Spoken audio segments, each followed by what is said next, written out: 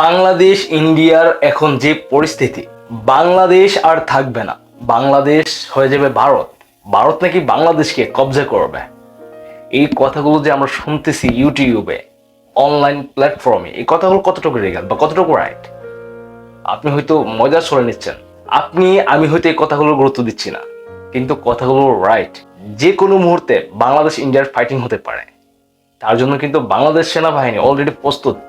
এবং শুধু ইন্ডিয়ার সাথে শুধু লড়াই করে বাংলাদেশের সেনাবাহিনী দ্বারা সম্ভব না। প্রতিটি মানুষকে তার নিজের দায়িত্বে, যেমন 1971 সালে প্রতিটি মানুষ নিজের দেশের জন্য অস্ত্র হাতে তুলে নিয়েছিলেন, সেইভাবেই এখনো যদি ভারতের সাথে বাংলাদেশের কোনো যুদ্ধ হয়ে যায়, এমন না হোক, যদি হয়ে যায় তাহলে অবশ্যই বাংলাদেশের প্রতিটি মানুষকে সেই দায়িত্ব নিতে হবে।